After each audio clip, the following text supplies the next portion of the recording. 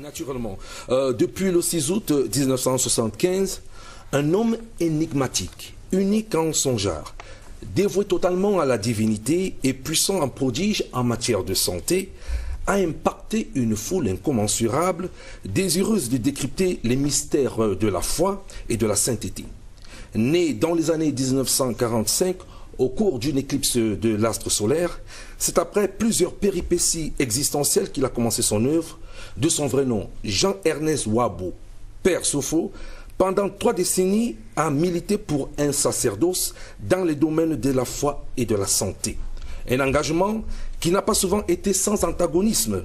Chacun de ses propos allégués dans les médias, notamment à la CRTV, sur France 2 ou sur Africa numéro 1, eh bien, passait au crible des analyses et interprétations fortement émaillées d'objectivité et quelquefois de subjectivité. Ces actions, pour la plupart, étaient enrobées de bénévolat et de gratuité. Un trait de caractère qui a renforcé sa popularité d'une part et déclenché l'hostilité des entités pernicieuses d'autre part. C'est ainsi qu'il a affirmé, à haute intelligible voix, qu'il anéantirait les forces du mal, car son émanation prophétique lui conférait une certaine hégémonie.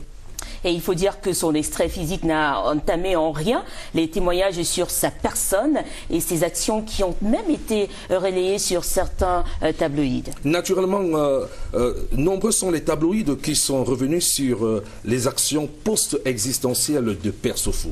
Notamment la nouvelle expression qui a répercuté à travers la plume du journaliste Albert Na, une manifestation de celui qui s'est toujours fait appeler docteur du ciel, à un prélat du diocèse de Bafoussam il y a quelques années.